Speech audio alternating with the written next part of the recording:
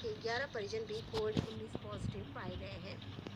पटना में आईजीआईएमएस के 2 डॉक्टर और 14 स्वास्थ्यकर्मी संक्रमित पाए गए हैं। वहीं हवाई अड्डा के थानाध्यक्ष में भी कोरोना वायरस की पुष्टि हुई है। इधर जिले में बड़ी संख्या में बैंक कर्मियों में भी संक्रमण फैला है। कई लोगों को संक्रमण होने के बाद फतुहा, बिहटा और मनेर में 3 बैंक शाखाओं को सील कर दिया गया है। वहीं बुधवार को पटना में कंफर्ट डेयरी परिसर को इसके लेखा अधिकारी के संक्रमित पाए जाने के बाद 3 दिनों के लिए सील कर दिया गया है।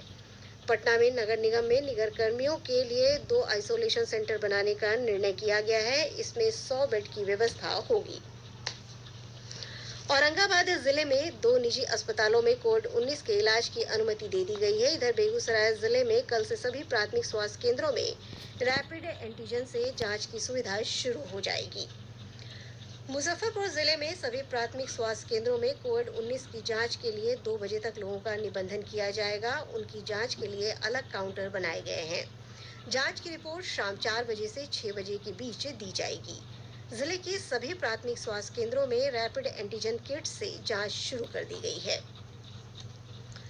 जदयू के विधान पार्षद मनोरमा देवी के पति बिंदी यादव की कोविड-19 महामारी से आज मृत्यु हो गई।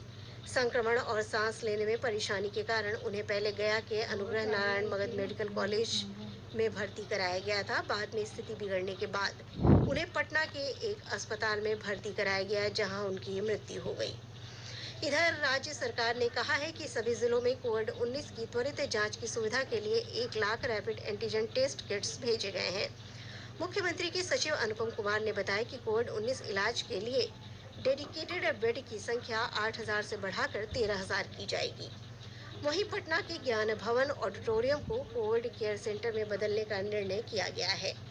यहाँ 100 बेड की व्यवस्था की जाएगी। इसके अलावा पटना सिटी के गुरु गोविंद सिंह अस्पताल में कोविड केयर के लिए 100 बेड उपलब्ध रहेंगे।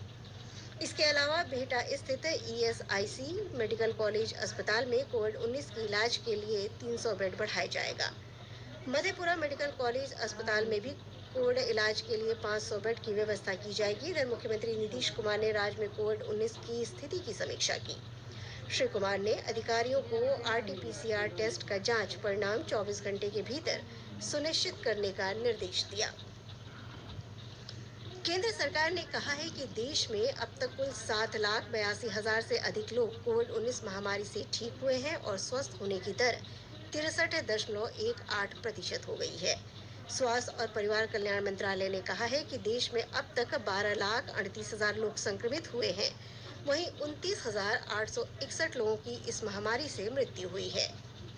केंद्रीय स्वास्थ्य राज्य मंत्री अश्विनी कुमार चौबे ने कहा है कि बिहार को 2500 ऑक्सीजन कंसंट्रेटर उपलब्ध कराए जाएंगे। श्री चौबे ने कहा कि इस मशीन से ऑक्सीजन, हृदय की गति और अन्य जरूरी जांच आसानी से की जा सकेगी। इस मशीन को सिंगापुर से मंगाया गया है।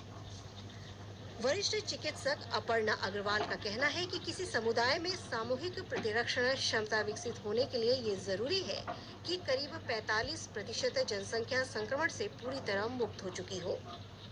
हर्ड इम्यूनिटी अभी शायद डेवलप नहीं हुई है। पहले कह रहे थे कि 2/3 आबादी अगर इन्फेक्ट होए तो हर्ड इम्यूनिटी होएगी, लेकिन अभी लोगों का मानना है मे बी अबाउट 40-45% लोग तक अगर इन्फेक्ट होंगे शायद हर्ड इम्यूनिटी आ जाए। आज राष्ट्रीय प्रसारण दिवस है। आज ही के दिन 1927 में मुंबई से देश का पहला रेडियो प्रसारण शुरू हुआ था। इस अवसर पर सूचना और प्रसारण मंत्री प्रकाश जावड़ेकर ने लोगों को अपनी शुभकामनाएं दी। एक ट्वीट में उन्होंने कहा कि रेडियो ही एक ऐसा माध्यम है जो देश के कोने कोने में लोगों को समाचार देने और उनका मनोरंजन करने का काम करता है। सुनते हैं एक रिपोर्ट।